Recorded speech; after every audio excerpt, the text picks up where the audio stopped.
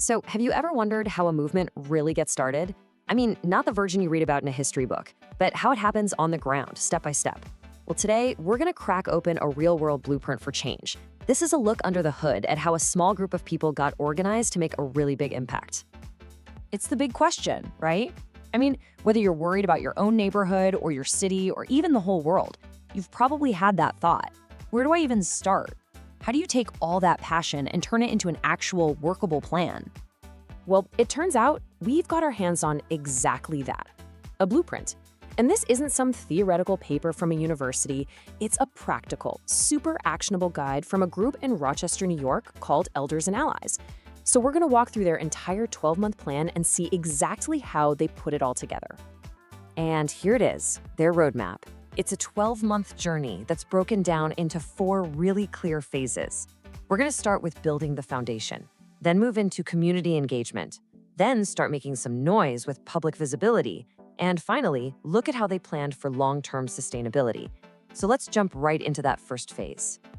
First up, part 1, laying a strong foundation. And this all happens fast, right in the first month. Before you can go out and try to change the world, you've got to get your own house in order first. So they start small, but they start smart. The very first step isn't some massive rally, it's just a 3-person core team. And they've got really clear roles. You've got James handling the big picture vision, Sharon is on operations, making sure things actually happen, and then a 3rd person focused on messaging to shape their story. From there, they boil down their mission into a simple 2-page statement and get a shared digital workspace set up. It's so simple, so focused, and really effective.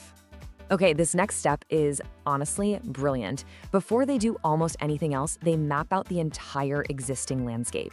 They look at groups already doing work like City Roots and Indivisible, and they figure out who's aligned with their mission. This is so key because it stops them from reinventing the wheel and helps them figure out who their friends are from day one. And the final piece of this foundation? Just getting the lights on, digitally speaking. A simple website, a couple of social media pages, and, this is critical, putting a human face on the whole movement. They plan this great visual series, shot by their own member laureate, just to introduce the actual people behind the mission. All right, let's move into part 2 and see how this all builds. The foundation is solid. Now, over the next month and a half, the focus shifts completely outward. It's time to go from all that internal planning to the actual people. So how do they engage? And here's the key. They don't start by shouting their message. They start by listening.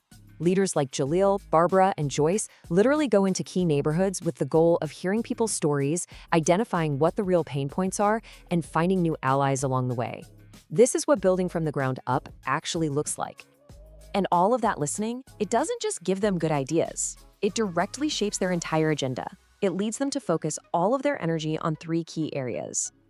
And this is the payoff right here. You get 3 working groups that were born directly from what the community said it needed, not from the founders' assumptions. So you've got a group on housing, led by Jaleel, another on police accountability with Rebecca and Liz, and a 3rd focused on education, led by Carol, Elizabeth, and Barbara. It's a direct response to what they heard. Remember that allies map they made right at the beginning? Well, this is where it really comes in handy. They can now go to those groups they identified with very specific and pretty easy asks. Hey, can we co-host an event, or would you mind sharing our post? This is how they start to amplify their message without needing a huge budget. Okay, so we have a solid foundation, and we have real community engagement. Now we get to part 3. It is time to go public and make some noise. This whole phase is about building that wider visibility and creating some real momentum. And just look at how they plan to do it. It's not with dry policy papers, but with these powerful, human-centered events. I mean, this title alone, Stories of Survival, Rochester Voices, tells you everything you need to know. Their strategy is to lead with empathy and personal stories. And this wasn't just a one-and-done thing. We're talking about a sustained series of public programs happening every single month. They're planning practical workshops like Know Your Rights, and then issue-focused forums on things like housing and roundtables on education. Each event is designed to educate, empower, and just draw more and more people in. At the same time, they've got this really savvy media strategy running. One of their members, Padme, is in charge of creating compelling video content. But they don't just post it online and hope for the best. No, they actively pitch these powerful stories to specific local media outlets that are probably going to be interested. Now, this part is a total game changer. It's one thing to host events, but it is a whole other thing to actually show up when things get real. The plan includes creating a rapid response coalition led by Joyce and Rebecca to mobilize fast when a crisis hits. This is how you build real trust, not just with words, but with immediate, concrete action. Which brings us to the final and, let's be honest, probably the trickiest phase, part 4. The whole second half of the year is dedicated to turning all that amazing momentum into a lasting, sustainable movement that can keep going. So, how do you keep the whole thing from fizzling out? How do you avoid that classic activist burnout? Well, you build a leadership pipeline.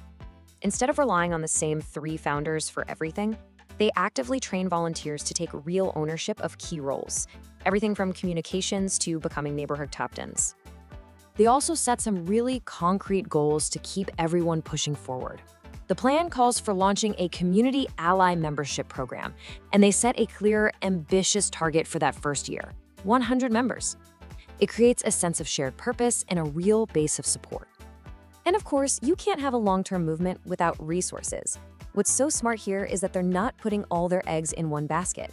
They're going after a mix of funding sources: charitable grants, the local community foundation, individual donors, and even partnerships with other nonprofits. This is what creates financial stability. And finally, maybe the most important piece for sustainability, they have a built-in feedback loop. Every 3 months, the plan says to stop, ask what's working, see who's feeling burned out, and this is huge: celebrate their wins publicly. It keeps morale high and makes sure the strategy can adapt to whatever comes next. So when you boil it all down, what's the big takeaway from this Elders and Allies plan? For me, it's that real, lasting change isn't some kind of magic. It's a process. It starts small, it listens first, it builds strategically, and it always has a plan for the long haul. And that brings us to the final question, really. This was a case study from Rochester, but these principles, they could work anywhere. It just leaves you wondering, if a small group of dedicated people can lay out a plan this clear, this powerful, what kind of change could a blueprint like this build right where you live?